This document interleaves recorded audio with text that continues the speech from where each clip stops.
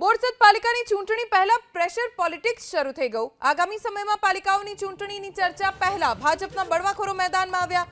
બોરસદ વિકાસ મંચના નામે બળવાખોર અને કોંગ્રેસની બેઠક યોજાઈ। બોરસદ પાલિકામાં વિકાસ મંચના નામે ચૂંટણી લડવા રણનીતિ બનાવી ભાજપ પર દબાણ વધારવા પ્રયાસ છે। બોરસદ પાલિકામાં 2020માં ભાજપને સ્પષ્ટ બહુમતી મળી હતી। જો કે ભાજપમાં 14 બળવાખોર સભ્યોએ બળવો કરતા ભાજપે સત્તા ગુમાવી, જેથી તમામ બળવાખોરોને પક્ષમાંથી સસ્પેન્ડ કરી દેવાયા અને બોરસદ પાલિકા સુપરસીડ થઈ, જેથી બળવાખોરો વિધાનસભા અને લોકસભા ચૂંટણી સમયે ભાજપમાં પુનઃ પ્રવેશ મેળવવા ધમપછાડા કરતા।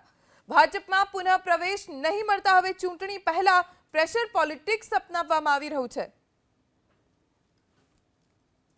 બોરસદના રાજકારણમાં ભડકો થયો છે। કહી શકાય કે જે રીતના બોરસદ નગરપાલિકાના જે સભ્યો છે તે સભ્યોએ થોડા સમય પહેલા બળવો કર્યો હતો। બળવો કરવાનું મુખ્ય કારણ હતું કે કામ ના થવા આપણી સાથે, અને એક વિકાસ મંચ તે લોકોએ સ્થાપ્યો છે। આશરે 14 જેટલા સભ્યો છે, જેમાં બળવાખોર જે ભાજપમાંથી બળવો કરી અને જે બહાર નીકળી ગયા હતા એ સાથે સાથે કોંગ્રેસના પણ સભ્યો દ્વારા એક વિકાસ મંચ સ્થાપવાનો અહીં આગળ વાત ચાલી રહી છે। આપણી સાથે વિકાસ મંચના પ્રમુખ એવા શૈલેષભાઈ શાહ જોડાયા છે, તેમની સાથે વાત કરીશું।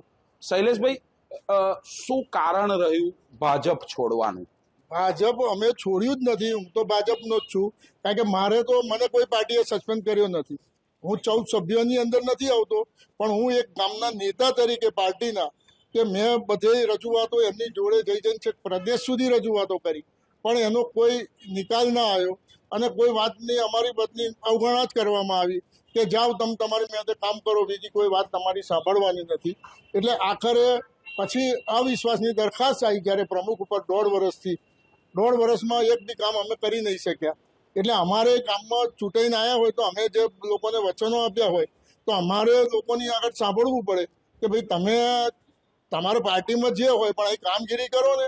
હવે કામગીરી અમારાથી થતી નથી, કારણ કે અમે જે કામ મૂકીએ એ ત્યાંથી નીકળી જતા હતા બોર્ડમાં, એટલે અમે કોઈ કામગીરી કરી શક્યા નથી અને અમે છેક પ્રદેશ સુધી રજૂઆતો કરેલી છે, પણ એનો કોઈ નિકાલ લાયા નહીં અને આખરે પછી અવિશ્વાસની દરખાસ્ત જ્યારે પ્રમુખ ઉપર મૂકી અપક્ષોએ, તે ઘડીએ 2 મહિના સુધી આ દરખાસ્ત ચાલુ રહી, પણ એ 2 મહિનાની અંદર એક પણ મીટિંગ પાર્ટીએ પોતાની બોલાવી નહીં કે ભાઈ આપણે સભ્યો શું કરશો, કેવી રીતે કરશો, પણ એવી કોઈ મીટિંગ બોલાવી નહીં અને તમારે જે થાય એ કરજો તમારી મેં એ રીતનો અમને છોડી દીધેલા।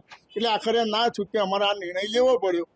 વિકાસ મંચની જે વાત કરી તો વિકાસ મંચમાં જે 14 સભ્યો છે એમાં કોંગ્રેસના પણ છે, પરંતુ જે શહેર પ્રમુખ સાથે વાત કરી તે પ્રમાણે શહેર પ્રમુખે સ્પષ્ટપણે એબીપી અસ્મિતામાં એવું જણાવ્યું કે 14 જણ નહીં, માત્ર 4 જ જણ એવા છે, 10 જણ તો ચૂંટણી જ નથી લડવાના। એ સાહેબ લડવાના ના લડવાના એ વસ્તુ પછીની વાત છે, પણ અમારી મિટિંગમાં તો બધા આવ્યા જ ને।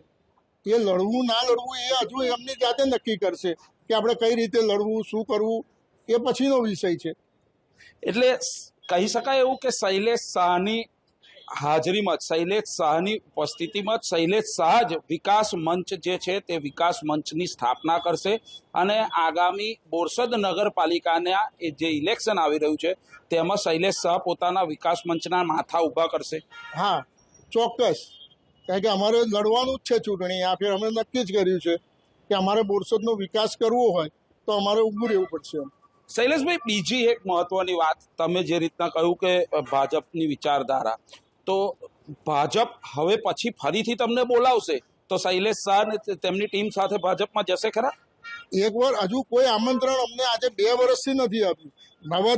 જૂના જિલ્લા પ્રમુખે તો નહોતું જ આપ્યું, પણ નવા જિલ્લા પ્રમુખને પણ અમે મળી આવેલા છે, એના ફોટા પણ અમારા ઓફિસના છે। એમણે પણ અમને આશ્વાસન આપેલું કે તમને અમે બોલાવીશું અને ફરી આપણે મિટિંગ કરીશું, પણ એમને આજે 1.25 વર્ષ જેવું પૂરું થઈ ગયું પણ હજુ લગીને એમણે પણ અમને બોલાયા નથી। તો શૈલેષ શાહને બોલાવવામાં આવશે તો શૈલેષ શાહ ચોક્કસથી જશે એવું કહી શકાય? વિચારસરણી ભાજપની જ છે।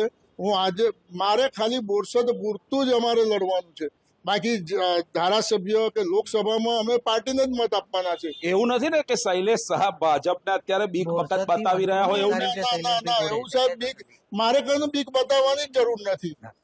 હું એટલો મોટો એ નથી. હું મારા ગામ પૂરતો ખરો કે હું મારા ગામમાં નેતાગીરી કરું કે ભાઈ પાર્ટી આપણે ઊભી કરેલી છે. લોકોને આજે આશા છે કે ભાઈ શૈલેષભાઈ કામ કરશે, એટલે આજે ગામમાંથી મને દરેક જગ્યાએથી ફોન આવે જ છે કે ભાઈ કોઈ બી કામ હોય અને એમનું કામ પતી જાય છે, એટલે આપણને લોકો માને છે. શૈલેષ શાહને છેલ્લો સવાલ, જે વિકાસ મંચની સ્થાપના કરવા જઈ રહ્યા છો, ભાજપના કેટલા સભ્યો હશે, તો કોંગ્રેસના છે ખરા આમાં?